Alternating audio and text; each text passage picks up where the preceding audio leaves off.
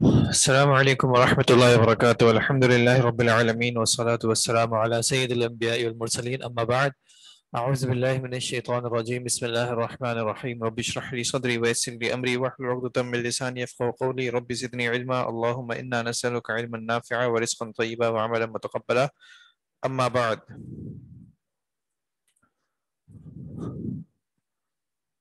پچھلی کلاس کے حوالے سے اگر کوئی کوشچنز ہیں تو پلیز بتا دیجیے گا.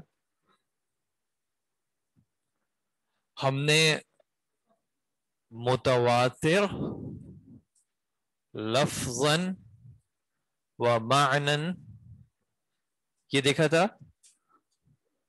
خبر الواحد اول آحاد، اس میں مشہور،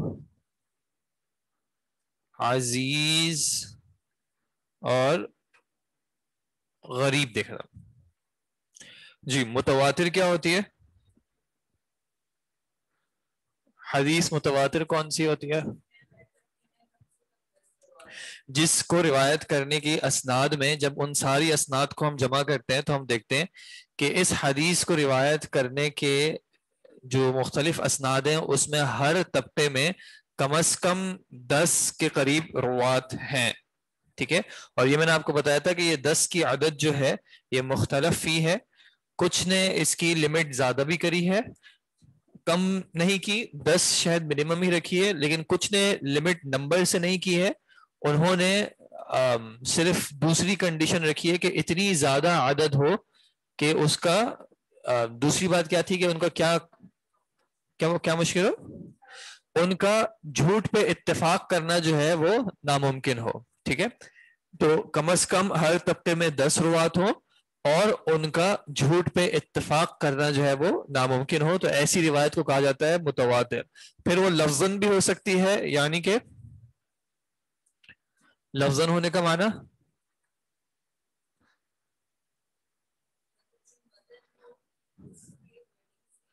متن کے ورڈنگز بھی ایگزیکٹلی سیم ہو تو یہ کہلائے گی متواتر لفظاً.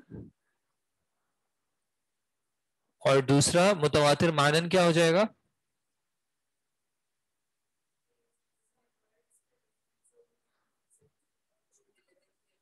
ٹھیک ہے، معنن یعنی اس کا معنی جو ہے وہ متواتر ہو، لیکن ضروری نہیں ہے کہ الفاظ سیم ہو. اس میں جو آئیڈیا دیا جا رہا ہے اور کانسیپٹ دیا جا رہا ہے، جس چیز کا اس بات کیا جا رہا ہے، جس چیز کی نفی کی جا رہی ہے، وہ سب میں سیم ہو. ٹھیک ہے جی. پھر متواتر کے مقابلے میں دوسری جو ہوتی ہیں یعنی جن کی تعداد جن کے کسی ایک طبقے میں بھی اگر عدد 10 سے کم کی ہو جائے گی تو پھر وہ آٹومیٹکلی خبر الواحد یا پھر الاحاد کی کیٹیگری میں چلی جائیں گی. اور اس کی پھر فردر 3 قسمیں ہیں، مشہور، عزیز اور غریب. مشہور کون سی ہوتی ہیں؟ جن کے یعنی جس میں منیمم جو ہے طبقے میں 3 سے 9 کی عدد موجود ہو. ٹھیک ہے، ایسا بھی ہو سکتا ہے کہ ہر طبقے میں 3 سے 9 کے درمیان ہو. ایسا بھی ہو سکتا ہے کہ تمام طبقوں میں 10 سے زیادہ ہو، 10 یا 10 سے زیادہ ہو، صرف ایک طبقے میں جو ہے وہ 3 سے 9 کے درمیان عدد ہو جائے. ٹھیک ہے جی. عزیز کس کو کہتے ہیں؟ جس کے منیمم طبقے کی جو عدد ہے وہ 2 ہو. ٹھیک ہے، کسی بھی ایک طبقے میں اگر 2 آ جائیں اور باقی میں 2 سے زیادہ ہو تب بھی وہ عزیز ہوگی. اور غریب کسی بھی طبقے میں اگر ایک راوی ہو جائے گا تو پھر وہ ہو جائے گی غریب. ٹھیک ہے جی. یہاں تک اگر کوئی چیز کوئی کوشچن ہو، کوئی سوال ہو، کوئی پرابلم ہو تو پلیز بتا دیجیے گا. جیسے جم غفیر نے روایت کیا ہو. جی جم غفیر بھی ایک ورڈ یوز ہوتا ہے کہ اتنے بڑے مجموعے نے روایت کیا ہو جن کا جھوٹ پر اتفاق کرنا ناممکن ہو. ٹھیک ہے، اور ان کی خبر حس پر مبنی ہو. حس کا معنی کیا تھا؟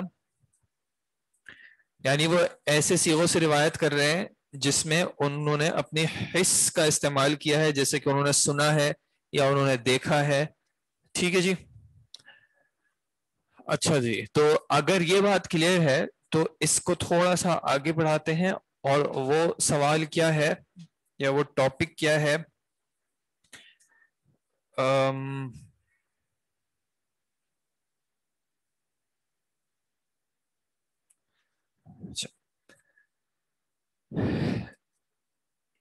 ایک ہے علم الیقین اور دوسرا ہے علم الظن.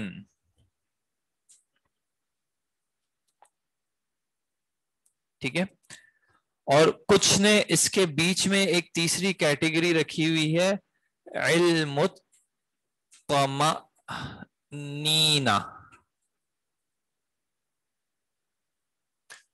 علم الیقین اور علم الظن یہ دونوں تو عام اصطلاح استعمال ہوتی ہیں, اور کچھ کے نزدیک بیچ میں ایک اور درجہ ہے علم الطمأنینہ. ٹھیک ہے جی. علم الیقین کیا ہے؟ یعنی کب آپ کہہ سکتے ہیں کہ مجھے ایک چیز کا یقینی طور پہ علم ہے؟ ٹھیک ہے. یعنی انسان کو علم ہو, پتا ہو, چیز صحیح طریقے سے پتا ہو, صحیح چیز پتا ہو, اور یقینی طور پہ پتا ہو کہ 100% جو ہے یہ معاملہ اسی طرح ہے. ٹھیک ہے. جب کوئی نالج, کوئی انفارمیشن اس لیول پہ پہنچتی ہے تو اس کو کہہ دیتے ہیں علم الیقین. ٹھیک ہے. علم الیقین حاصل کیسے ہوتا ہے عام طور پہ ہم کو؟ کب ہم کہتے ہیں کہ میں یہ یقینی طور پہ یہ بات کہہ سکتا ہوں یا یہ بات کہہ سکتی ہوں؟ یہ انہوں نے یہاں پہ مینشن کیا ہے کہ جب انسان نے اس کو خود ایکسپیرینس کیا ہو تو اس کو عام طور پہ اس سے یقین ہوتا ہے. مثال کے طور پہ یہ جو بورڈ ہے اس کی جو بارڈر ہے یہ کون سے کلر کی ہے؟ سلور کلر کی ہے. کیا آپ کو یقین ہے یا آپ کو گمان ہے؟ یقین ہے, کیونکہ آپ یہاں پہ بیٹھ کے اس کا خود مشاہدہ کر سکتے ہیں. یہ کوئی ہارڈ آبجیکٹ ہے یا سافٹ آبجیکٹ ہے؟ ہارڈ آبجیکٹ ہے. کیسے پتا چلا؟ آپ نے آ کے ٹچ تو نہیں کیا ہوا, دیکھ کے ٹچ تو نہیں محسوس ہو سکتا ہے دکھنے میں ہارڈ ہو, پریس کریں سافٹ ہو. اگر آپ میں سے کچھ ہاں ابھی تو پوسٹ پون کا ہی کہتے ہیں, تحابی کے میسج میں تو پوسٹ پون ہی ہے, وہ ہمارے والے کو بھی پوسٹ پون ہی کہتے ہیں. ہاں اساتذہ کہتے ہیں. ہاں اور ٹیچرس کو اس میں بھی جائے گا نا, اور وہ ان کو کہتے ہیں کال ضرور کر دیں ٹیچرس کو, کوئی واٹس ایپ نہ دیکھیں. جی پوسٹ پون ہو گئی ہے لاک ڈاؤن کے بعد, پھر اس کے بعد انشاءاللہ. اچھا جی, آپ نے اس کو دیکھا ہے تو دیکھنے کے اعتبار سے تو آپ اس کے رنگ کے بارے میں یقینی طور پہ کہہ سکتے ہیں, لیکن آپ نے اس کو ٹچ نہیں کیا ہے. ٹھیک ہے. اگر پاسٹ میں کیا ہے تو پھر ٹھیک ہے, لیکن اگر ابھی آپ نے نہیں کیا ہے تو آپ نے اس کی جو یعنی یہ ہارڈ ہے یا سافٹ ہے وہ ہمیں چھونے کی حص سے چونکہ معلوم ہوتا ہے, تو اس کا آپ کو علم الیقین نہیں ہے. اس کا آپ کو کیا ہے؟ علم الظن. علم الظن کا کیا مطلب ہوگا کہ غالب گمان یہی ہے کہ پاسٹ ایکسپیرینس جو رہا ہے کہ اس طرح کے آبجیکٹ کو یا کوئی اس طرح کی چیز دکھ رہی ہو وہ سخت ہی ہوگی. ٹھیک ہے جی. تو ان دونوں کے درجے میں فرق ہے. یقین عام طور پہ انسان کو خود محسوس کر کے آتا ہے, اس میں کوئی مطلب لیکن کیا آپ کے خیال میں جب بھی ہم کوئی چیز محسوس کرتے ہیں تو وہ یقینی طور پہ صحیح ہوتی ہے؟ کیا آپ کے ذہن میں کوئی ایسی اگزامپل آ سکتی ہے کہ اس کو آپ نے ایکسپیرینس خود کیا ہو لیکن وہ علم نہ بن سکے؟ علم نہ بن سکے یعنی ہمارے کانٹیکس میں وہ بات صحیح نہ ہو, وہ بات غلط ہو. کوئی ایسی چیز جس کو آپ نے سنا ہو جو آواز موجود نہ ہو, یا آپ نے اس کو دیکھا ہو لیکن حقیقت میں وہ چیز موجود نہ ہو, کیا ایسا ممکن ہے؟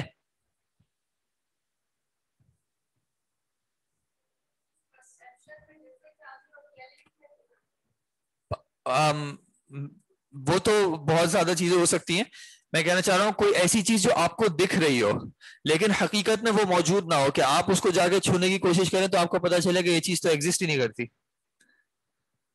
خواب جو ہے وہ انسان کو اپنی یعنی کانشیس اسٹیٹ میں نہیں آتے, جاگنے کی صورت میں نہیں آتے, تو اس کی بھی ہم بات نہیں کر سکتے. لیکن جو دوسری انہوں نے ایگزامپل دی ہے, یہ جو ایلیوژنسٹ ہوتے ہیں, ٹھیک ہے, جو ہم عام طور پہ میجک ٹرکس کہہ دیتے ہیں, کہ وہ آپ کے سامنے کوئی چیز کر رہے ہوتے ہیں, آپ کو دکھ رہا ہوتا ہے دوسری انہوں نے ایک ایگزامپل دی معراج کی. دور سے ہمیں لگتا ہے کہ سڑک پہ پانی ہے, لیکن ہم پہنچتے ہیں تو وہ پانی نہیں ہوتا. یا اگر آپ پانی میں کسی فار ایگزامپل کسی اسٹک کو ڈالیں تو آپ کو سائڈ سے کیسے دکھے گی کہ اسٹک کیسی ہے, ٹیڑھی ہے, بینڈ ہوئی ہوئی ہے, لیکن اصل میں وہ بینڈ نہیں ہوئی ہوتی. اور آخر میں جو انہوں نے ایگزامپل دی ہے وہ بہت زیادہ امپورٹنٹ ہے کہ ہیلوسینیشنز ہو سکتی ہیں, کہ آپ کے ذہن میں کوئی آواز جنریٹ ہو رہی ہو, یا آپ کو کچھ دکھ رہا ہو, یا ٹیکٹائل کوئی ایسا محسوس ہوگا کہ کوئی شخص کچھ آپ کو ٹچ کر رہا ہے, یا لوگوں کو ایسی بھی ہیلوسینیشنز ہوتی ہیں کہ ان کے ہاتھ پہ کیڑے چل رہے ہیں, کوئی ایسی فیلنگ آ رہی ہے, لیکن وہ ضروری نہیں ہے کہ وہ موجود ہو. ٹھیک ہے, تو علم الیقین ایک بات کہی جاتی ہے, یہ بات کہ ہمیں اپنے حواس سے حاصل ہو جاتا ہے یا ہو سکتا ہے, لیکن آپ کو اس بات کو اپنے ذہن میں رکھنا ہے کہ ضروری نہیں ہے کہ ہمارے حواس جو ہیں, ہماری حس جو ہیں, ہم ان پہ 100% ہر وقت ریلائے کر سکیں. ٹھیک ہے, کبھی آپ اندھیرے میں ہوتے ہیں, یا کبھی آپ کسی ایسے اسٹیٹ میں ہوتے ہیں, کبھی مثال کے طور پہ کسی کو اگر ڈر لگتا ہے اندھیرے سے یا اکیلے ہونے سے, اور وہ کسی کمرے میں ہو, اکیلے ہو, گھر پہ کوئی نہ ہو, تو ان کو کبھی ایسا لگتا ہے کوئی آواز آئی تھی, دروازہ کھلا تھا, یا کچن میں کوئی آواز آئی تھی, کوئی گرا ہے, کچھ ہوا ہے, جبکہ ایسا کچھ نہیں ہوا ہوتا. ٹھیک ہے, تو ضروری نہیں ہے کہ اگر ہماری حس کوئی چیز محسوس کرے تو وہ یقینی طور پہ موجود ہو. ٹھیک ہے, علم الظن کیا ہوتا ہے کہ فار ایگزامپل آپ کو یہ ظاہری طور پہ کیا دکھ رہا ہے, کلر کون سا ہے, وائٹ ہے. ٹھیک ہے, لیکن ہو سکتا ہے کہ آپ قریب جائیں تو آپ کو محسوس ہو کہ کلر ڈیفرنٹ ہے. ٹھیک ہے, کبھی کوئی چیز لینے جاتے ہیں, کپڑے کے ساتھ عام طور پہ ہوتا ہے کہ لائٹ پڑ رہی ہوتی ہے تو اس کا کلر ڈیفرنٹ لگ رہا ہوتا ہے, آپ قریب جاتے ہیں یا آپ کمرے سے باہر نکلتے ہیں تو کلر آپ کو ڈیفرنٹ لگ رہا ہوتا ہے. ٹھیک ہے, یقین سے 100% شیورٹی کے ساتھ ہم نہیں کہہ سکتے, لیکن پھر بھی ہمارا غالب گمان ہوتا ہے کہ یہ چیز اسی طرح ہے جس طرح کی میں محسوس کر رہا ہوں, مجھے دکھ رہی ہے. ٹھیک ہے, اس کانٹیکسٹ میں اب ہم شریعت کے چونکہ احکامات کی بات کر رہے ہیں, اور خاص کر شریعت کی مراد کی بات کر رہے ہیں, تو اس کانٹیکسٹ میں ایک چیز کہی جاتی ہے کہ متواتر احادیث جو ہوتی ہیں ان سے ہمیں علم الیقین حاصل ہوتا ہے. کیا معنی, کہ یقینی طور پہ ہم کہہ سکتے ہیں کہ یہ الفاظ یا یہ معنی جو ہے وہ کس سے ثابت ہوگا, متواتر حدیث سے ہم یقینی طور پہ کہہ سکتے ہیں کہ یہ الفاظ اور یہ معنی کس سے ثابت ہوگا, کس سے ثابت ہے. ہم اس پورے سبجیکٹ میں کیا کرنے کی کوشش کر رہے ہیں, ہم یہ ثابت کرنے کی کوشش کر رہے ہیں کہ یہ جو ہمیں متن ملا ہے یہ کس سے ملا ہے, نبی اکرم صلی اللہ علیہ وسلم سے. تو متواتر احادیث جو ہوں گی اس میں یقینی طور پہ کہہ سکتے ہیں کہ یہ الفاظ یا یہ معنی جو ہے وہ اللہ کے نبی صلی اللہ علیہ وسلم سے ثابت ہے. ٹھیک ہے جی, کوئی حدیث اگر متواتر لفظاً ہو تو کیا کہا جائے گا, کہا جائے گا کہ ہم یقینی طور پہ سرٹینٹی کے ساتھ 100% شیورٹی کے ساتھ کہہ سکتے ہیں کہ یہ الفاظ اللہ کے نبی صلی اللہ علیہ وسلم نے کہے تھے.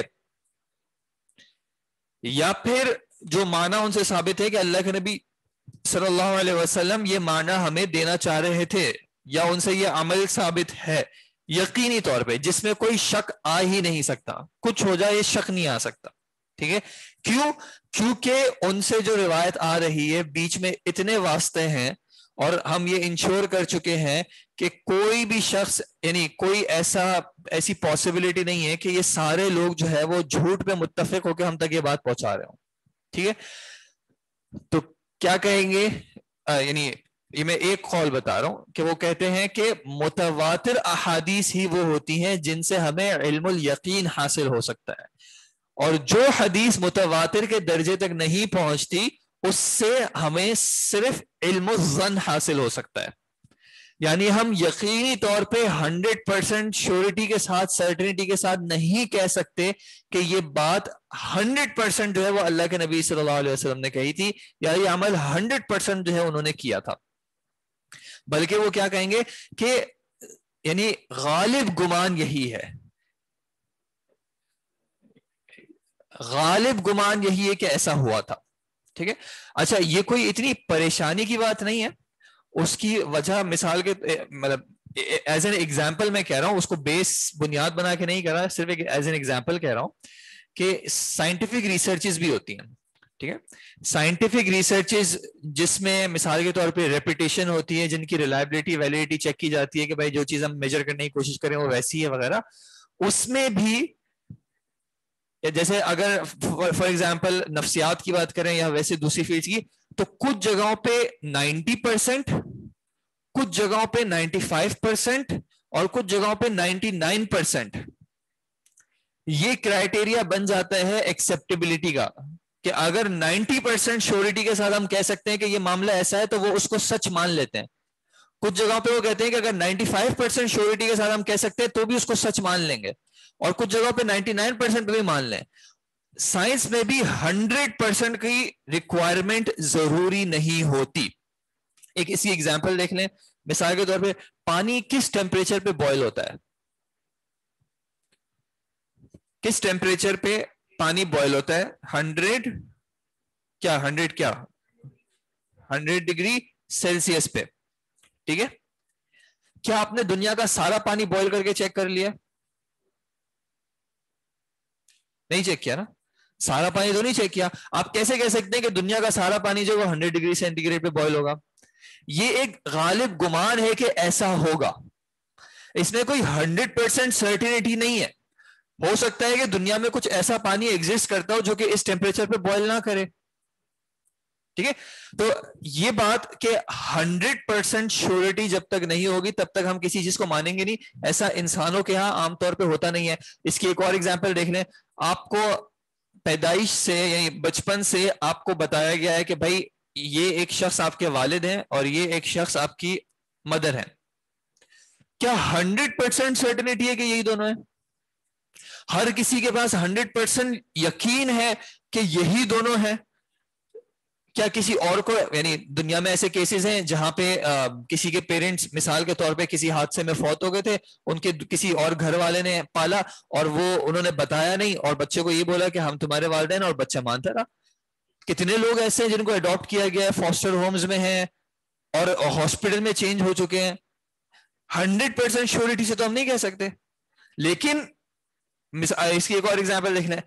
اگر آپ مثال کے طور پہ آپ گاڑی میں ڈرائیو کر کے جاتے ہیں, آپ شاپنگ کرنے جا رہے ہیں اور آپ جاتے ہیں پارکنگ لاٹ میں اپنی گاڑی پارک کرتے ہیں اور پھر آپ اندر جاتے ہیں, دکان پہ جاتے ہیں. اگر دکاندار آپ سے پوچھ لے کہ آپ کی گاڑی کدھر ہے تو آپ کیا کہیں گے؟ پارکنگ لاٹ میں, پارکنگ ایریا میں. کیا آپ یقین کے ساتھ کہہ رہے ہیں؟ کیا آپ 100% چھوڑ رہے کہ گاڑی پارکنگ لاٹ میں ہی ہوگی؟ ہو سکتا ہے کوئی اٹھا کے لے گیا ہو, خدا نہ خاصا. ہو سکتا ہے آپ نے غلط پارک کی ہو, پولیس والے لے گئے ہو سکتا ہے کوئی اور معاملہ ہو, کوئی حادثہ ہو, گاڑی وہاں سے ہل گئی ہو, ہینڈ بریک نہیں لگایا ہو, گیئر میں نہ ڈالی ہو, موو کر گئی ہو. کچھ بھی ہو سکتا ہے. بہت ساری پاسبلٹیز ہیں کہ آپ کی گاڑی وہاں پہ نہ ہو.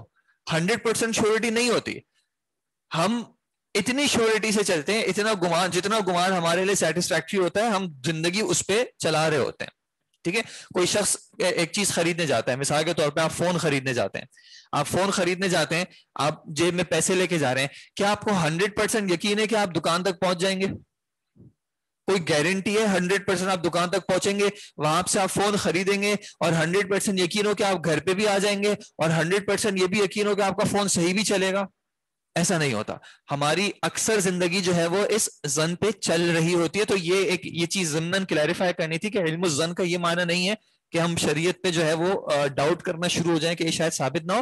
یہ جو بحث ہے یہ ایک اور درجے کی ہے. یہ خاص کر جو ہے پھر یہ جہاں پہ امپورٹنٹ بن جاتا ہے وہ جو ٹاپک ایک ہم نے پچھلی کلاسز میں ڈسکس کیا تھا کہ جب احادیث میں یا ایکسٹراپولیٹ کرتے ہوئے کہ احادیث یا قرآن کی آیات میں کہیں تعارض ہو. ٹھیک ہے, تو اس میں بھی یہ ایک ٹاپک آتا ہے, وہ آگے انشاءاللہ دیکھیں گے. بٹ فی الحال ایک قول کیا ہے کہ وہ کہتے ہیں کہ علم الیقین شریعت کے بارے میں, خاص کر احادیث کے بارے میں, ہمیں صرف متواتر سے ثابت ہوتا ہے کیونکہ اس کو ایک اتنی بڑی تعداد جو ہے وہ روایت کر رہی ہوتی ہے, اور جس میں ہم یہ چیک کر لیتے ہیں کہ بھائی اس ان سب کا جھوٹ پہ اتفاق کرنا جو ہے آلموسٹ امپاسبل یا امپاسبل ہے. تو اس سے ہم یقینی طور پہ کہہ سکتے ہیں کہ یہ بات یا تو اللہ کے نبی صلی اللہ علیہ وسلم نے کہی تھی یا یہ معنی جو ہے اللہ کے نبی صلی اللہ علیہ وسلم سے ثابت ہے. اور اس لیول سے کم پہ جو بھی چیز آتی ہے اس کے بارے میں وہ کہیں گے کہ بھائی 100% شیورٹی کے ساتھ ہم نہیں کہہ سکتے, لیکن ہمارا غالب گمان یہی ہے کہ یہ بات اللہ کے نبی صلی اللہ علیہ وسلم نے کہی تھی یا یہ عمل اللہ کے نبی صلی اللہ علیہ وسلم سے ثابت ہے, اب وہ چاہے مشہور ہو, عزیز ہو یا غریب ہو. ٹھیک ہے جی. اچھا, یہ جو ڈفرنس ہے علم الیقین یا علم الظن میں, یہ کوئی شریعت کا دیا ہوا ڈفرنس نہیں ہے. یعنی یہ اصطلاحات قرآن کی اور حدیث کی نہیں ہے کہ اللہ کے نبی صلی اللہ علیہ وسلم نے کہا کہ کچھ چیزوں سے علم الیقین حاصل ہوتا ہے اور کچھ چیزوں سے علم الظن حاصل ہوتا ہے. ایسی بات نہیں ہے. یہ بعد کی اصطلاحات ہیں جو کہ چیزوں کو کلیریفائی کرنے کے لیے یا کہیں پہ کسی معاملے کو حل کرنے کے لیے, ریزالو کرنے کے لیے فقہاء یا محدثین نے جو ہے وہ پروپوز کیے. اور کچھ اصطلاحات ایسی بھی آ جاتی ہیں جو آپ کو علم الکلام پتہ ہے کیا ہوتا ہے؟ کلام, اہل الکلام کون تھے؟ ایک وقت آیا تھا جب کہ مسلمانوں میں ویسے یہ کلام جو ہے لاجک وغیرہ, لاجک جو ہے وہ نان مسلم روٹ سے زیادہ آئی تھی, لیکن ایک وقت آیا تھا کہ مسلمان بھی جو ہے وہ اس سے کافی امپریس ہو گئے تھے اور اس میں کافی انوالو ہو گئے تھے. تو اس سے کہیں نہ کہیں بنیاد لیتے ہوئے پھر اس طرح کی اصطلاحات اور اس طرح کے ڈفرینسز جو ہے اس کو کہیں نہ کہیں اس میں انہوں نے غور و تفکر کیا, جس کی وجہ سے پھر وہ چیزیں کہیں نہ کہیں ان چیزوں میں بھی داخل ہو گئیں. تو یہ جو ڈفرینس ہے یہ کوئی ایسا نہیں ہے کہ قرآن و حدیث نے کہہ دیا ہو کہ بھائی کچھ چیزوں سے علم الیقین حاصل ہوتا ہے, کچھ چیزوں سے علم الظن ہی حاصل ہوتا ہے. ایسی بات نہیں ہے, یہ ایک سمجھنے کا ایک طریقہ ہے. ٹھیک ہے. تو ایک قول کیا کہ علم الیقین صرف متواتر سے حاصل ہوتا ہے اور اس کے علاوہ جو بھی ہوں گی اس سے علم الظن حاصل ہوگا. ٹھیک ہے. اب اس کو اگر ایک پریکٹیکل اس کی ایک وہ دیکھنے کے بھائی فرق کیا پڑے گا, مثال کے طور پہ اگر ایک حدیث ہو جو کہ متواتر آ رہی ہو اور دوسری حدیث ہو جو کہ خبر الواحد ہو اور ان دونوں میں کسی طرح کا اختلاف ہو جائے تو پھر راجح کون بنے گا؟ متواتر راجح بن جائے گا. ٹھیک ہے. پھر خبر واحد مرجوح بن جائے گی. ٹھیک ہے. یہ ایک ایگزامپل ہے. ٹھیک ہے. اچھا, ایک اور گروپ اس نے کیا کہا, اس نے کہا کہ یہ بات اپنی جگہ پہ صحیح ہے لیکن انہوں نے مشہور میں جو ہے ایک اور ایڈیشن کر دیا. مشہور ہم کیا چیز ڈسکس ہوئی تھی کہ مشہور کیا ہوتی ہے؟ 3 سے 9 کہاں پہ ہو, یعنی منیمم 3 سے لے کے 9 تک ہر طبقے میں ہو. منیمم 3 جو ہے وہ ہر طبقے میں موجود ہونا ضروری ہے, 3 سے کم کسی بھی طبقے میں نہیں ہو سکتا. ٹھیک ہے. تو انہوں نے کہا کہ ایک اور بھی مشہور ہو سکتی ہے اور وہ کیا ہو کہ صحابہ یا پھر تابعی ان کے بعد مشہور ہو جائے. یعنی صحابہ کے طبقے میں یا تابعین کے طبقے میں تو وہ عدد نہ پہنچ رہی ہو لیکن اس کے بعد وہ مشہور ہو جائے, یعنی اس کے بعد والے طبقات میں آپ کو اتنی عدد مل رہی ہے کہ وہ مشہور ہو جائے. ٹھیک ہے. کہیں پہ انہوں نے یہ اصطلاح استعمال اس کانٹیکس میں کی اور کہیں پہ انہوں نے کہہ دیا کہ بھئی ہمارے ہاں یا ہمارے اہل علم کے یہاں یا عوام الناس کے یہاں یہ بات مشہور ہو چکی ہے. یعنی وہ حدیث انہوں نے کہہ دیا کہ حدیث مشہور علی السنۃ الائمہ, کہ وہ ائمہ کے ہاں مشہور ہو گئی ہے, کہ وہ محدث یا فقہاء جو ہیں وہ اس کو حدیث مانتے ہیں, وہ اس کو حدیث سمجھتے ہیں, تو یہ حدیث مشہور ہو چکی ہے. ہم نے نمبر وائز جو ہے وہ ڈفرنس کیا رکھا تھا کہ متواتر میں کم سے کم 10 ہو اور کچھ نے 10 سے زیادہ بھی رکھا ہے, اور اس سے جو کم ہو گیا 3 سے 9 کی کم از کم جو شرط ہے وہ مشہور کے لیے ضروری تھی. ٹھیک ہے. اب تواتر کے لفظ پہ تو کہیں نہ کہیں اتفاق ہے کہ وہ یعنی اتنی بڑی تعداد ہو, لیکن مشہور میں کیا ہوا, انہوں نے مشہور چکے, ویسے مشہور کا لغتاً ایک اور معنی بھی ہوتا ہے. مشہور کا کیا معنی ہوتا ہے جو اردو میں بھی ہوتا ہے؟ ٹھیک ہے. فیمس ہو گئی, عام, یعنی مشہور ہو, مطلب ایک شخص مشہور ہو گیا یعنی بہت سارے لوگوں کو اس کے بارے میں پتا چل گیا. تو انہوں نے کہا کہ بھئی ایسی تو احادیث یعنی بہت یعنی کم ملتی ہیں جس میں صحابہ کی بھی اتنی بڑی تعداد اس کو روایت کر رہی ہو. تو انہوں نے کیا کہا, انہوں نے کہا کہ یہاں پہ ہم کنڈیشن کو تھوڑا سا ریلیکس کر دیتے ہیں کہ صحابہ یا تابعین میں چاہے کم عدد ہو لیکن اس کے بعد جو ہے بہت سارے لوگ اس کو بیان کر رہے ہیں. یعنی جب ہم اسناد چیک کرتے ہیں تو صحابہ یا تابعین کے طبقے میں تو بھلے کم ہو لیکن اگر آگے وہ بہت زیادہ پھیل گئی ہے تو انہوں نے کہہ دیا کہ یہ بھی مشہور ہے. ٹھیک ہے, یہ بھی حدیث مشہور ہے. اور اس میں خاص کر ایک اور چیز یہ بھی کہ انہوں نے کہہ دیا کہ ہمارے ائمہ کے ہاں یہ بات مشہور ہے یا یہ حدیث مشہور ہے. وہ ایک بھی ہو سکتے ہیں, جیسے انما الاعمال بالنیات, عمر رضی اللہ عنہ صحابی ایک ہیں لیکن اس کے بعد جو ہے وہ بہت سارے روات ہیں, تو انہوں نے کہہ دیا کہ یہ حدیث مشہور ہے. انہوں نے دیکھیں ٹیکنیکلی وہ غریب ہی ہے, ٹیکنیکلی غریب ہی ہے, ان ڈیفینیشنز کے حساب سے دیکھیں گے تو وہ غریب ہے, لیکن انہوں نے اس اصطلاح کو اس سے اوور لیپ کر دیا. انہوں نے کہہ دیا یہ بھی مشہور ہے, ٹھیک ہے, کہ بھئی صحابی چاہے ایک ہیں لیکن آگے اتنے لوگ آ چکے ہیں کہ اب وہ مشہور ہو گئی ہے. ٹھیک ہے, تو وہ دو معنی میں چلی گئی, ایک تو یہ کہ صحابی یا تابعی بھلے کم ہو, اور دوسرا اس معنی میں کہ وہ ان کے فقہا یا ان کے ائمہ کے ہاں یا ان کے عوام الناس کے ہاں وہ مشہور ہو گئی. ٹھیک ہے, تو انہوں نے اس کے لیے بھی اصطلاح مشہور کی استعمال کر لی. تو ان کے نزدیک جو حدیث مشہور ہو گئی اس سے ان کو علم الطمانینہ مل جاتا ہے. علم الطمانینہ کیا ہوتا ہے؟ طمانینہ کے اندر کون سا ورڈ ہے؟ اطمینان.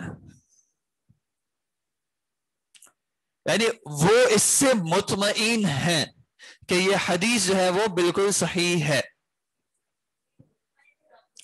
یہ علماء میں سے ایک گروپ, ٹھیک ہے, علماء میں سے یا فقہاء میں سے ایک گروپ, یہ جو مختلف گروپس ہیں فرقے وغیرہ ہیں ان میں سے ایک گروپ, ٹھیک ہے, نہیں ہر کسی نے یہ بات نہیں کی. جی یہ نون گروپ, ٹھیک ہے جی. تو انہوں نے کہا کہ اگر ایک حدیث مشہور ہو جائے تو ہمارے نزدیک اس سے ہمیں علم الطمانینہ حاصل ہو جاتا ہے, یعنی ہمیں اس سے اطمینان مل جاتا ہے. ٹھیک ہے, چاہے آپ اس کو یقین کے درجے تک کہیں نہ کہیں, ہمیں اس سے اطمینان ضرور مل جاتا ہے. اس میں فرق کرنے کی کیا ضرورت تھی یا کیا وجہ بنی؟ اس کی وجہ یہ ہے, آپ کے خیال میں قرآن جو ہے وہ خبر الواحد سے ثابت ہے یا متواتر ثابت ہے؟ قرآن جو ہے وہ متواتر ثابت ہے. ٹھیک ہے, صحابہ میں سے بھی ایک بڑی تعداد ہے, اس کے بعد ہر طبقے میں آج تک جو ہے وہ متواتر ہے. تو قرآن سے تو علم الیقین حاصل ہوتا ہی ہوتا ہے. ٹھیک ہے, قرآن کی کوئی بھی آیت دنیا کے آپ کسی بھی کونے میں جائیں آپ کو سیم ہی ملے گی وغیرہ وغیرہ. تو قرآن پہ یقین ہے ہمارا کہ اس زمانے سے سیم ہی آ رہا ہے, اس کی اوتھینٹسٹی اب چیک کی ہی نہیں جاتی کہ بھائی یہ سند صحیح ہے یا نہیں ہے. قرآن متواتر تواتر سے ثابت ہے. ٹھیک ہے, حدیث میں کچھ ایسے ہیں, کچھ لفظاً ہیں اور تھوڑے زیادہ معنن ہیں جو کہ تواتراً ثابت ہوں. زیادہ تر جو احادیث کا جو مجموعہ ہے, احادیث کی جو تعداد ہے وہ تواتر سے ثابت نہیں ہے بلکہ احاد سے ثابت ہے زیادہ تر. ٹھیک ہے, احاد یعنی خبر الواحد سے ثابت ہے. ٹھیک ہے,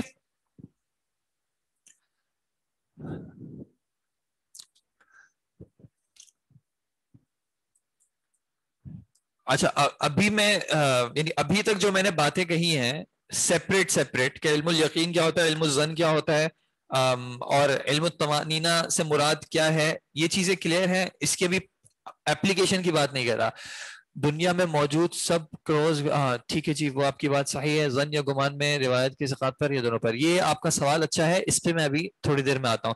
سورۃ الحجرات میں تحقیق کی بنیاد اور رہنمائی فراہم کر دیں, یہ صحیح ہے سر. ایک ٹرم ہے المختلف بین المختلف بالقرائن, یہ کیا ہوتا ہے؟ ابھی اس سوال کا جواب میں نہیں دے سکتا فی الحال.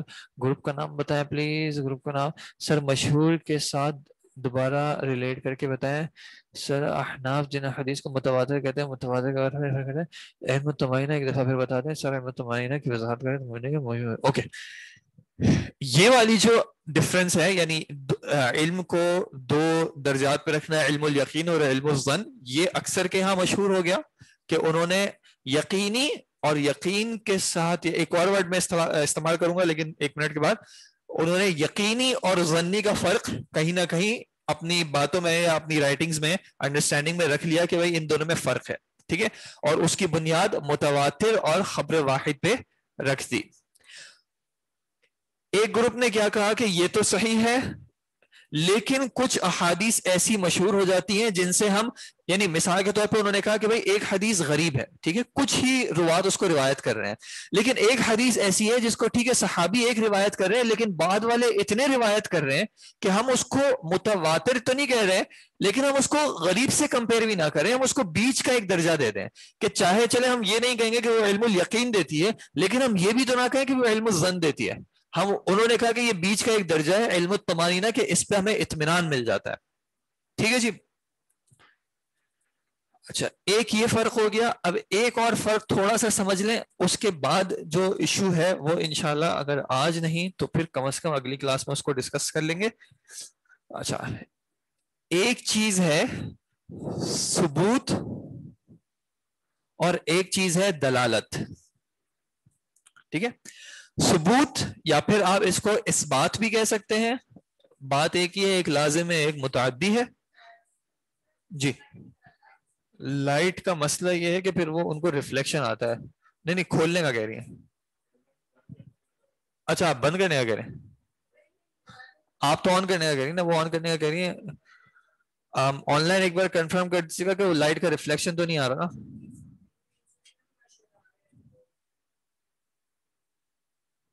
اچھا میں کوشش کرتا ہوں کہ آن اسپاٹس پہ پھر نہ لگیں، ٹھیک ہے چلیں۔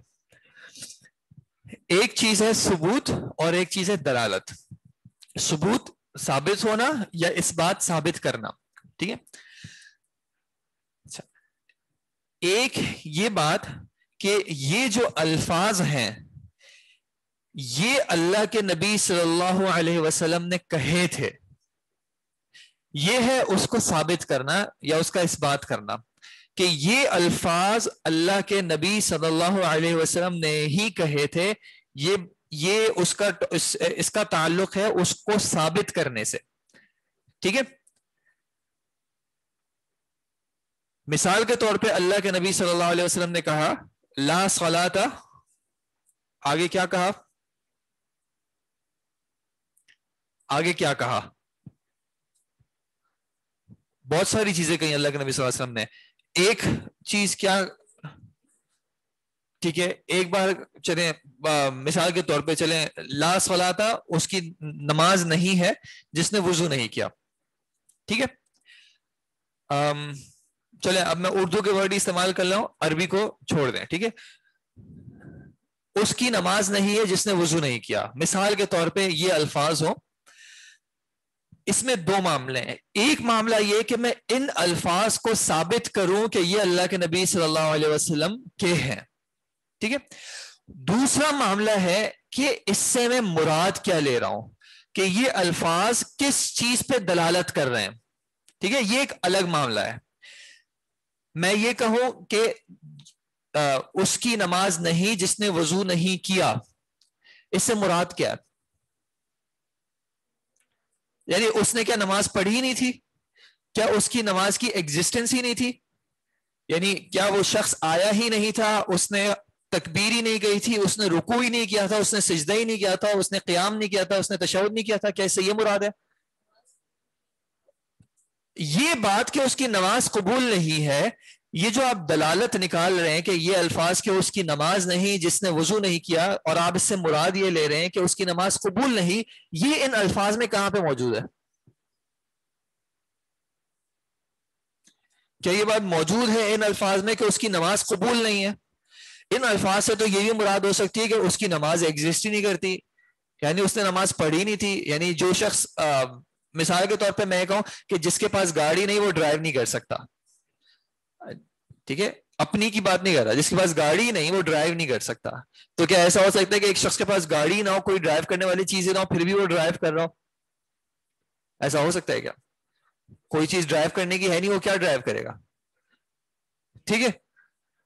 تو یہ بات کہ اس کی نماز نہیں جس نے وضو نہیں کیا، اس کے دو معاملے ہیں، ایک معاملہ کہ یہ ثابت کرنا کہ یہ بات اللہ کے نبی صلی اللہ علیہ وسلم نے کہی تھی، یہ ایک الگ معاملہ ہے، اور یہ ثابت کرنا کہ ان الفاظ سے اللہ کے نبی صلی اللہ علیہ وسلم کی مراد یہ تھی، یہ ایک الگ معاملہ ہے، ان دونوں میں فرق رہے گا، ٹھیک ہے۔ ہمارا جو ٹاپک ہے وہ ہے اصول الحدیث، اس میں ہم ثابت کیا کرنا چاہ رہے اس میں یعنی یہ اس سبجیکٹ کا کنسرن کس چیز سے ہے؟ یہ ثابت کرنے سے کہ کیا یہ بات اللہ کے نبی صلی اللہ علیہ وسلم کی طرف منسوب کی جا سکتی ہے یا نہیں.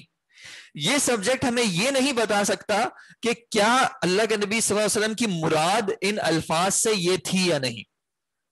یعنی مثال کے طور پہ لا صلاۃ لمن لم یقرأ بفاتحۃ الکتاب، اس کی نماز نہیں جس نے سورہ فاتحہ نہیں پڑھی. ٹھیک ہے، اب یہ اللہ کے نبی صلی اللہ علیہ وسلم کے الفاظ ہیں. یہ والا سبجیکٹ اصول حدیث جو ہے وہ کیا بتائے گا کہ کیا یہ بات اللہ کے نبی صلی اللہ علیہ وسلم سے ثابت ہے کہ انہوں نے یہ بات کہی یا نہیں کہی. ٹھیک ہے، اصول حدیث اتنا بتائے گا. اصول حدیث یہ نہیں بتائے گا کہ اس سے یعنی ان کی مراد یہ تھی کہ جس نے نماز نہیں پڑھی اس کی نماز جو ہے وہ باطل ہے، یا اس کی نماز جو ہے وہ صحیح ہے، یا اس کی نماز میں کوئی عیب ہے، یا وہ نماز لوٹائے، یا وہ سجدہ سہو کرے. یہ بات اصول حدیث نہیں کرے گی. ٹھیک ہے، تو دلالت ایک الگ چیز ہے اور اثبات ایک الگ چیز ہے. جب ہم اصول فقہ پڑھیں گے انشاءاللہ تو وہاں پہ یہ بات آئے گی کہ دلالت جو ہے وہ کس طرح ثابت ہوتی ہے، کس طرح ثابت نہیں ہوتی. یہ ایک الگ سبجیکٹ ہے، یہ ایک الگ ٹاپک ہے. اس کا تعلق ہمیشہ عدد روات سے نہیں ہوتا. ایک شخص جو ہے، مثال کے طور پہ آپ پاکستان کے یا دنیا کے اکثر حفاظ کو دیکھ لیں جو حافظ ہیں. حافظ کیا کرتے ہیں؟ قرآن کو کیا کرتے ہیں؟ یاد کرتے ہیں. اب ایک شخص آپ جاتے ہیں تراویح پڑھنے کے لیے اور یا آپ نماز پڑھنے کے لیے جاتے ہیں مسجد میں، اور وہ شخص جو ہے بہت اچھی قرات میں پوری سورہ بقرہ پڑھ لیتے ہیں. ٹھیک ہے، کیا وہ سورہ بقرہ جو ہے اس بات اس کا صحیح ہے؟ یعنی وہ شخص جس طریقے سے پڑھ رہے ہیں کیا وہ آیات جو ہیں وہ ثابت ہیں؟ یہ تو ہم چیک کر سکتے ہیں. وہ شخص بھی آپ کو بتا سکتا ہے کہ یہ چیز ثابت ہے. یعنی آپ اس کا ٹیسٹ کرتے ہیں، کوئی غلط آیت پڑھتے ہیں تو وہ آپ کو بتاتا ہے کہ یہ آیت ایسے نہیں ایسے ہے، تو وہ اس باتن تو بتا سکتا ہے. لیکن کیا اس شخص کو پتا ہے کہ اس آیت سے اس کی مراد کیا ہے؟ کیا وہ آپ کو وہیں پہ سورہ بقرہ کی پوری تفسیر بھی بتا سکتا ہے، یا وہ ترجمہ بھی کم از کم بتا سکتا ہے؟ ایسا ہوتا ہے؟ نہیں ہوتا نا. تو ایک شخص ہو سکتا ہے، اچھا اب یہی شخص کیا کسی دوسرے کو حفظ کرا سکتا ہے؟ جس کو قرآن کا معنی نہ پتا ہو لیکن وہ خود حفظ کر کے وہی کلمات دوسرے کو حفظ کرا سکتا ہے.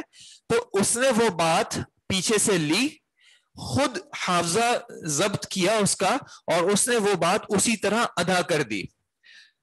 کیا اس کو سمجھ میں آنا اس چیز کی شرط ہے کہ وہ آگے صحیح طرح ادا کر رہا ہے یا نہیں؟ یہ ہمیشہ شرط نہیں ہوتی. ٹھیک ہے، تو اس بات کرنے کے لیے کہ یہ بات اللہ کے نبی صلی اللہ علیہ وسلم سے ثابت ہے یا نہیں، اس کے لیے ضروری نہیں ہے کہ ہر شخص کو اس بات کی جو دلالت ہے وہ بالکل صحیح طریقے سے پتا ہو. ہو سکتا ہے اس کو اس کی مراد صحیح طرح نہ پتا ہو، ایک بات کس کانٹیکس میں تھی اس کو نہیں پتا، لیکن اس کو یہ پتا ہے کہ یہ بات اللہ کے نبی صلی اللہ علیہ وسلم نے کہی تھی.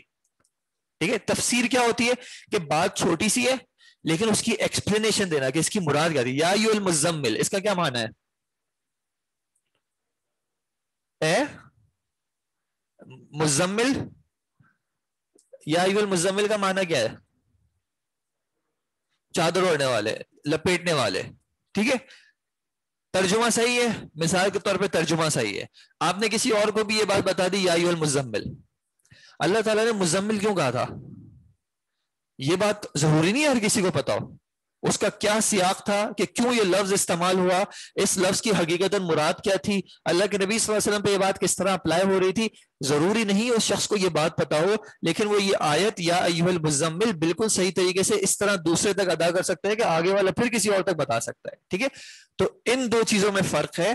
ایک چیز ہے اس حدیث کو ثابت کرنا کہ یہ بات اللہ کے نبی صلی اللہ علیہ وسلم نے کہی تھی، اور یہ کہ یہ بات اس چیز پہ دلالت کرتی ہے، یہ چیز اس چیز پہ مراد ہے. یہ دونوں الگ الگ چیزیں ہیں. ٹھیک ہے، اب اس کو کس طرح پیچھے سے اس کے حوالے سے اگر کوئی کوشچن ہے تو پلیز بتا دیں. اب جیسے یہ جو میں ان دونوں میں فرق کہہ رہا ہوں، مثال کے طور پہ سورہ تحریم ہے، لما تحرم ما احل اللہ لک، یا ایھا النبی لما تحرم ما احل اللہ لک. کیا یہ آیت ثابت ہے؟ ثابت ہے، آپ کو آتی ہے، مجھے آتی ہے. اس بات کا اگر آپ کو ہو سکتا ہے ترجمہ بھی آتا ہو کہ اے نبی صلی اللہ علیہ وسلم آپ کیوں حرام کرتے ہیں اس چیز کو جس کو اللہ نے حلال کیا ہے، لیکن اس کا سیاق کیا تھا کہ اللہ تعالیٰ نے کیوں کہی تھی، یہ کس چیز پہ دلالت کرتی ہے، اس سے کیا کیا جا سکتا ہے کیا نہیں کیا جا سکتا. یا ایھا الذین آمنوا لا تقدموا بین یدی اللہ ورسولہ، کہ اللہ کے نبی صلی اللہ علیہ وسلم اور اللہ اور اس کے رسول سے کیا نہ کرو، لا تقدموا، کیا نہ کرو، آگے نہ بڑھو. اب جہاد میں اللہ کے نبی صلی اللہ علیہ وسلم بھی جا رہے ہیں اور دوسرے صحابہ بھی جا رہے ہیں، دشمن آ رہا ہے اور ایک صحابی اللہ کے نبی صلی اللہ علیہ وسلم کے پیچھے ہی رہے، بولے کہ میں آگے نہیں جاؤں گا کیونکہ قرآن میں حکم ہے لا تقدموا بین یدی اللہ ورسولہ، تو یہ بات ان کی صحیح ہے کیا؟ اس آیت سے مراد کیا ہے یہ ایک الگ بات ہے، وہ آیت کیا ہے اس کے الفاظ کیا ہے یہ ایک الگ بات ہے. ٹھیک ہے، اس سبجیکٹ کا جو کنسرن ہے وہ اس سے ہے کہ کیا یہ بات جو ہے یہ اللہ کے نبی صلی اللہ علیہ وسلم نے، یعنی یہ الفاظ ہو گیا یا یہ عمل ہو گیا یہ معنی ہو گیا ان سے ثابت ہے یا نہیں، وہ آگے کہاں استعمال کی جا سکتی ہے، اس کو کس طرح اپلائی کرنا ہے، اس سے کیا شرعی رولنگ نکالنی ہے، یہ ایک الگ معاملہ ہے. اس سے پچھلے جو ہم نے بات کی وہ بات کی ایک یقینی کی اور ایک ظنی کی. ٹھیک ہے، یقینی اور ظنی. یقینی کے لیے ایک اور ورڈ استعمال ہوتا ہے قطعی. اردو میں بھی کہتے ہیں میں قطعی طور پہ ایک بات کہہ سکتا ہوں، اس کا کیا معنی ہوتا ہے؟ میں ایبسولوٹ، میں یقینی طور پہ، میں حتمی طور پہ یہ بات کہہ سکتا ہوں. قطع کا مطلب ہوتا ہے کاٹ دینا، کہ بس یہ بات ہو گئی اب آگے کچھ نہیں ہو سکتا. ٹھیک ہے، تو ان دونوں سے ایک فرق جو نکلتا ہے پچھلے اس سے ریلیٹ کرتے ہوئے کہ اس بات جو ہے وہ بھی قطعی ہو سکتا ہے اور ظنی ہو سکتا ہے، اور دلالت جو ہے وہ بھی قطعی ہو سکتی ہے اور ظنی ہو سکتی ہے. کیا معنی ہے کہ کبھی ایسا ہو سکتا ہے کہ ایک بات قطعی طور پہ آپ ثابت تو کر دیں کہ یہ شرعی حکم ہے، یعنی کہ یا قرآن کی آیت ہے یا اللہ کے نبی صلی اللہ علیہ وسلم کی حدیث ہے، یہ بات آپ قطعی طور پہ ثابت کر دیں. یہ کیسے ثابت ہوگی؟ ابھی تک جو ہم نے پڑھا ہے کہ ایک آیت یا ایک حدیث کیسے قطعی طور پہ ثابت ہوگی کہ یہ آیت یا حدیث ہے؟ جی ابھی تک آج جو ہم نے ڈسکشن کی کہ میں ایک حدیث کے بارے میں کیسے کہوں کہ وہ قطعی طور پہ ثابت ہے، اگر وہ متواتر سے آ رہی ہے تو. ٹھیک ہے، اگر وہ متواتر اسناد سے آ رہی ہے تو میں اس کے بارے میں کہہ سکتا ہوں کہ یہ قطعی طور پہ ثابت ہے. لیکن اس سے جو میں معنی نکال رہا ہوں کیا وہ بھی لازمی طور پہ قطعی ہوگا؟ نہیں، ایسا نہیں ہوگا.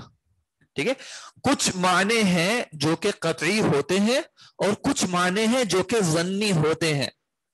مثال کے طور پہ اللہ کے نبی صلی اللہ علیہ وسلم نے صحابہ کی ایک جماعت کو بولا کہ نماز مت پڑھنا الا یہ کہ تم وہاں پہنچ جاؤ.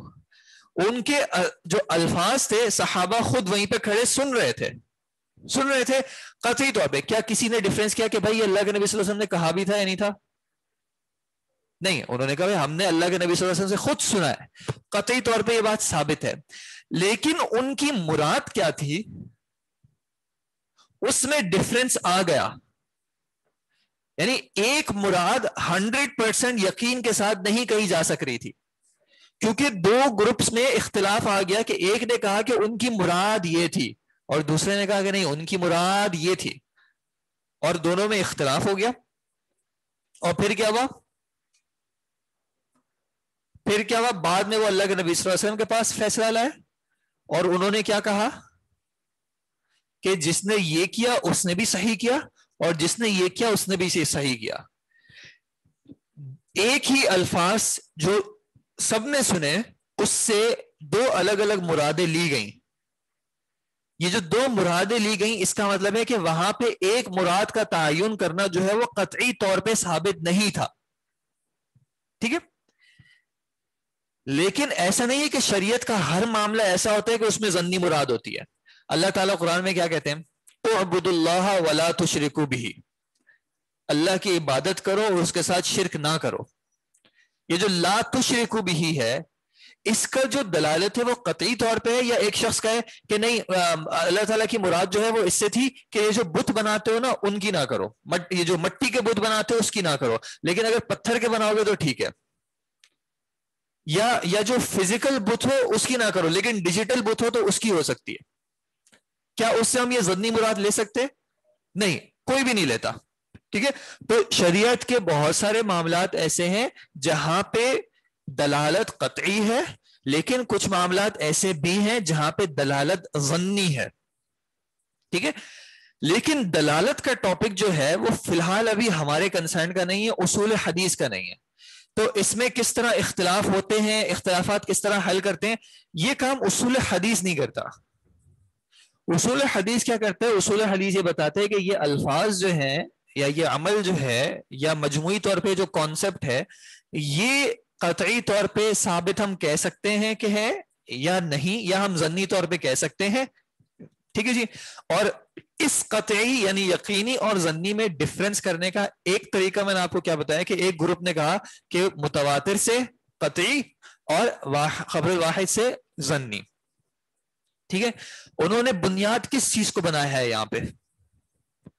قطعی اور ظنی میں فرق کرنے کے لیے انہوں نے بنیاد کس چیز کو بنایا ہے؟ عدد کو. ٹھیک ہے، کہیں نہ کہیں عدد کو انہوں نے بنیاد بنایا ہے. صرف عدد نہیں ہے، یہ بات صحیح نہیں ہوگی کہ اگر ہم صرف عدد کہیں، کیونکہ یہاں پہ انہوں نے ایک شرط کیا رکھی تھی کہ ان کا جھوٹ پہ جمع ہونا جو ہے وہ امپاسبل ہو، تو کہیں نہ کہیں انہوں نے یہ شرط بھی رکھی تھی. لیکن آپ ایک بات بتائیں، ہم مثال کے طور پہ اس کمرے میں ابھی 6-7 لوگ ہیں، ہم ایک بات کہیں اور ایک عالم دین جو ہے جو 50 سال سے دین کا علم حاصل کر رہے ہیں اور پڑھا رہے ہیں، اور وہ ایک بات کہیں، کس کی بات میں زیادہ وزن ہوگا شرعی طور پہ؟ عالم دین کی. تو ضروری نہیں ہے کہ کوانٹٹی جو ہے وہ ڈٹرمن کر سکتی ہو ہر وقت کہ یہ بات سچی ہے یا نہیں، یا یہ بات قطعی ہے یا نہیں. ٹھیک ہے، تو دوسرا قول کیا ہے کہ قطعی اور ظنی کا اگر آپ کو فرق کرنا بھی ہے تو لازمی طور پہ ہم نمبر سے نہیں بتا سکتے. بنیاد ہم کس کو بنائیں گے؟ بنیاد ہم بنائیں گے جو ہم نے ڈسکس کیا تھا، شروط القبول. کون سی شروط تھی؟ 5 جو تھی، متصل و سند، روات جو ہیں وہ عادل ہوں، ضابط ہوں. ٹھیک ہے، پھر شذوذ نہ ہو اور علت نہ ہو. تو وہ کہتے ہیں کہ یہ جو ہے اس کو بنیاد بنائیں یہ کہنے کے لیے کہ ایک چیز قطعی طور پہ ثابت ہے یا ظنی طور پہ ثابت ہے. مثال کے طور پہ اگر ایک حدیث ایسی ہے جس کے تمام روات پائے گئے روات ہیں، عادل ثقات ہیں، سچے، بالکل سچے، ان کا حافظہ بھی کمال کا ہے، اور ایک جگہ پہ دوسری حدیث ہے جس میں کوئی راوی ایسا آ جاتا ہے جس کے حافظہ کبھی کبھی کمزور ہو جاتا ہے، اگر ہم ان دونوں کو کہیں کہ دونوں کا اس بات ظنی ہے تو یہ تو صحیح بات نہ ہوئی. جیسے ایک واقعہ اللہ کے نبی صلی اللہ علیہ وسلم کے دور میں، ویسے گواہی دینے کے لیے 2 لوگوں کا ہونا ضروری ہے، لیکن ایک جگہ پہ اللہ کے نبی صلی اللہ علیہ وسلم نے ایک صحابی کی بھی عدالت کو قبول کیا تھا، ان کی گواہی کو قبول کیا تھا. کیوں؟ اگر صرف عدد ہی بنیاد ہوتی تو پھر نہ قبول کیا جاتا، لیکن صرف عدد بنیاد نہیں ہے دین میں تقوی بھی ہوتا ہے. ٹھیک ہے، وہ سورہ حجرات کی کون سی آیت ہے؟ ان اکرمکم عند اللہ اتقاکم، کہ تم میں جو تقوی میں سب سے زیادہ ہے وہ اللہ کے نزدیک جو ہے وہ سب سے زیادہ اکرمکم، اکرام والا ہے، کرامت والا ہے. ٹھیک ہے، اور دوسری جگہ پہ اللہ تعالیٰ نے کیا کہا کہ بھائی اکثریت کو فالو نہیں کرنا ہے، کیونکہ اکثریت تو آپ کو گمراہ کر دے گی. یعنی دین نے عدد کو جو ہے وہ ہمیشہ کرائٹیریا، ایسا سول کرائٹیریا نہیں بنایا کہ جہاں پہ آپ کو زیادہ عدد ملے. دنیا میں مثال کے طور پہ 6 بلین مسلمان ہیں، ایسا ممکن ہے کہ 5 بلین غلط ہوں اور 1 بلین صحیح ہو. ایسا بھی ممکن ہے کہ ان 6 بلین میں سے سارے کے ساتھ مطلب 500 صرف صحیح اور باقی سب غلط ہوں. ایسا بھی ممکن ہے.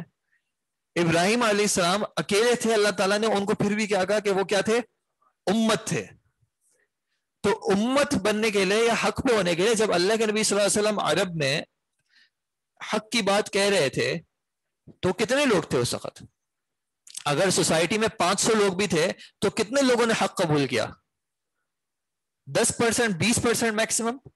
نوح علیہ السلام نے اتنے عرصے تک تبلیغ کی، کتنے لوگوں نے قبول کیا؟ تو ضروری نہیں ہے کہ عدد کی بنیاد پہ ہی ہم کہیں کہ ان کی بات پہ زیادہ یقین کیا جا سکتا ہے اور جو کم لوگ بات کریں ان کی بات پہ ہم کم یقین کریں گے. تو یہ گروپ کہتا ہے کہ بھائی یہ جو آپ نے شروط جو آپ نے ڈیسائیڈ کی ہیں کہ جس کی بنیاد پہ آپ کہہ رہے ہیں کہ ایک حدیث کے بارے میں ہم یہ کہیں کہ یہ اللہ کے نبی صلی اللہ علیہ وسلم سے ثابت ہے یا نہیں، ان کو بنیاد بنا کے آپ یہ آئیڈینٹیفائی کریں کہ ایک بات کو ہم کہہ سکتے ہیں کہ بھائی ہم اس کو قطعی طور پہ کہہ رہے ہیں کہ ثابت ہے یا ظنی طور پہ کہہ رہے ہیں کہ ثابت ہے. ٹھیک ہے. اور اس کی ایک اور وجہ انہوں نے کیا کہی، اس کی ایک اور وجہ انہوں نے یہ کہی کہ بھائی یہ جو آپ متواتر و خبر واحد کی جو باتیں کر رہے ہو یہ تو بہت بعد میں ہوا ہے.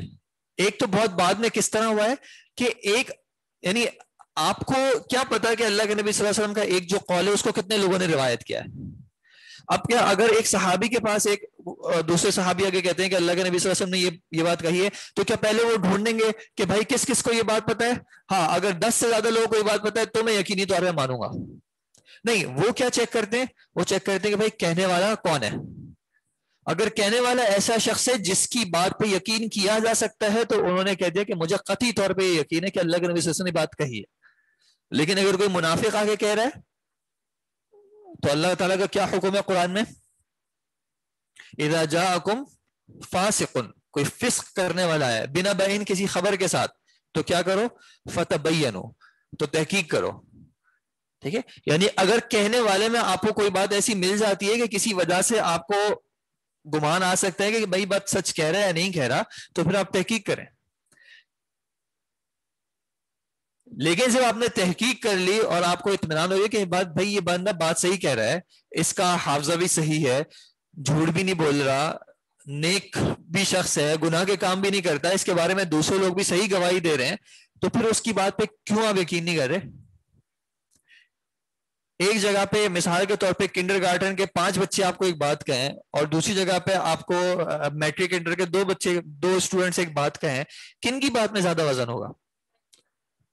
کرائٹیریا الگ الگ ہے نا، صرف نمبر تو کرائٹیریا نہیں بن سکتا.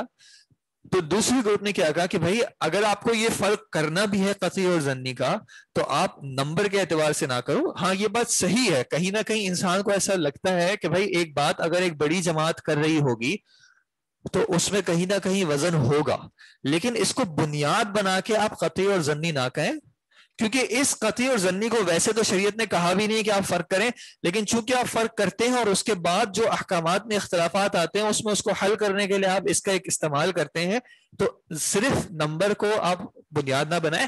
اگر کوئی حدیث آپ کو ایک شخص بھی بتا رہا ہے، جیسے انما الاعمال بالنیات، کتنے لوگ بتا رہے ہیں؟ ایک صحابی بتا رہے ہیں، لیکن وہ اگر سند صحیح ہے، بیان کرنے والے صحیح ہیں، تو آپ اس پہ یقین کریں کہ اللہ کے نبی صلی اللہ علیہ وسلم نے یہ بات کہی ہے. اللہ کے نبی صلی اللہ علیہ وسلم کے پاس کتنے شخص آئے تھے یا کتنی ہستیاں آئی تھیں جنہوں نے ان کو بتایا کہ اللہ تعالیٰ نے آپ کو چنا ہے نبی بننے کے لیے؟ کتنوں نے آ کے بتایا تھا؟ کس نے؟ ایک نے، جبرائیل علیہ السلام نے آ کے بتایا تھا. لوگوں کے پاس اس وقت کتنے لوگ جا کے کہتے تھے کہ ہم اللہ کے رسول ہیں یا مجھ پہ اللہ تعالیٰ نے وحی دی ہے؟ کتنے لوگ کہتے تھے؟ ابو بکر صدیق رضی اللہ عنہ کے پاس کتنے لوگ گئے تھے یہ بات کہنے کے لیے کہ مجھے اللہ تعالیٰ نے چنا ہے اور مجھ پہ وحی نازل کی ہے؟ ایک گئے تھے. اللہ کے نبی صلی اللہ علیہ وسلم گئے تھے. تو کہ ابو بکر رضی اللہ عنہ نے کہا نہیں، جب تک آپ کے ساتھ اتنے لوگ نہیں ہوں گے تب تک میں آپ کی بات پہ یقین نہیں کروں گا؟ نہیں، ایک شخص کی بات پہ بھی یقین کیا جاتا ہے، کیا جا سکتا ہے. آپ کو کتنے لوگوں نے کہا کہ وہ آپ کے والدین ہیں، پھر بھی آپ نے یقین کیا؟ تو ضروری تو نہیں ہے جب تک سارے محلے والے نہ گئے کہ یہ آپ کے پیرنٹس ہیں آپ تب تک مانیں گے نہیں. تو دوسرا گروپ کیا کہتے ہیں کہ بھائی ٹھیک ہے اس کی ڈفرینشیشن، لیکن یہ بات کہنا کہ آپ اس وقت تک ایک چیز کو آپ لازمی طور پہ یعنی آپ سیٹسفائی نہیں ہوں گے یا کہیں نہ کہیں آپ ایک شک رکھیں گے کہ یہ بات واقعتاً اللہ کے نبی صلی اللہ علیہ وسلم سے ثابت ہے یا نہیں، ایسا نہ کریں. شروط دیکھیں آپ کیونکہ جب اس وقت ائمہ بھی تھے، مثال کے طور پہ یہ کام تو اب ہم بہت آسانی سے کر سکتے ہیں نا کہ ہم مختلف اسناد چیک کریں اور ہم دیکھیں کتنے روات کس طبقے میں ہیں. اس وقت ائمہ کے پاس ہر وقت تو نہیں ہوتا تھا یہ. جو اگر کوئی مدینہ میں ہے یا دوسرے کہیں مکہ میں ہے یا کوئی کوفہ میں ہے یا کوئی بغداد میں ہے، ان کے پاس ہر وقت تو یہ ڈیٹا نہیں ہوتا تھا کہ اس حدیث کو روایت کرنے والے کتنے لوگ ہیں، کہ پھر ہی میں ڈیٹرمن کروں گا کہ مجھے اس کو قطعی طور پہ ماننا ہے یا ضمنی طور پہ ماننا ہے.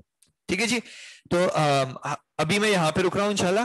اس کا فرق یا اثر کہاں پہ آیا، اس کی کچھ چیزیں جو ہے وہ میں اگلی کلاس میں انشاءاللہ ڈسکس کروں گا، لیکن اس کا زیادہ حصہ جو ہے وہ اگلے سیمسٹر میں جب انشاءاللہ اصول فقہ کریں گے تو امید ہے کہ آپ یہ باتیں کہیں نہ کہیں ذہن میں رکھیں گے اور پھر انشاءاللہ ان کو ہم آگے لے کے چلیں گے.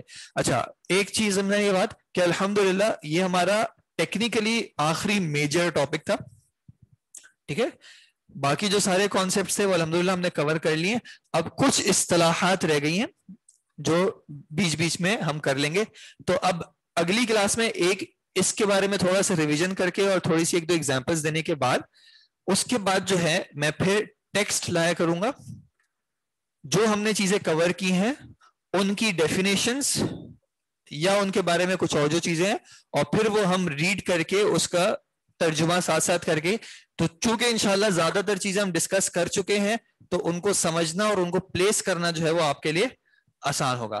میں ایک جگہ سے جمع نہیں کروں گا، ٹھیک ہے، مختلف جگہوں سے کچھ کچھ چیزیں جمع کروں گا الفاظ میں جو آسان ہو یاد کرنے میں. اگر کسی کو یاد کرنا ہے تو تھوڑا سا آسان ہو تو میں کوشش کر کے ان کو جمع کروں گا.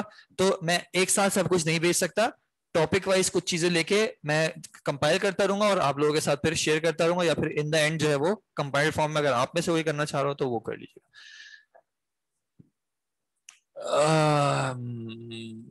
آج نہیں، یہ سمرائز جو ہے میں آج نہیں کروں گا، انشاءاللہ نیکسٹ کلاس میں جو ہے پورا شروع کروں گا، یعنی اسی ٹاپک کو واپس اور پھر سمرائز کر کے اس کو کریں گے. ظنی سے مراد ہوتی ہے جو کہ یقینی نہ ہو، یعنی اس میں کہیں نہ کہیں 100% سے کم لیول آف اعتبار ہو. ٹھیک ہے جی. اسائنمنٹ جنہوں نے سبمٹ نہیں کیا ان کا بھی مجھے نہیں پتا، آپ کے ٹیچر شاید باہر ویٹ کریں دوسرے. جزاکم اللہ خیر. السلام علیکم ورحمۃ اللہ وبرکاتہ. سبحانک اللہم وبحمدک اشہد ان لا الہ الا انت استغفرک واتوب الیک. بک میں آپ کو نہیں بتا سکتا کہ آپ ریڈی رکھیں، جو چیزیں مجھے آپ کے ساتھ شیئر کرنی ہوں گی وہ میں پھر کلاس وائز جو ہے وہ آپ کے ساتھ شیئر کر لوں گا. ٹھیک ہے جی. السلام علیکم.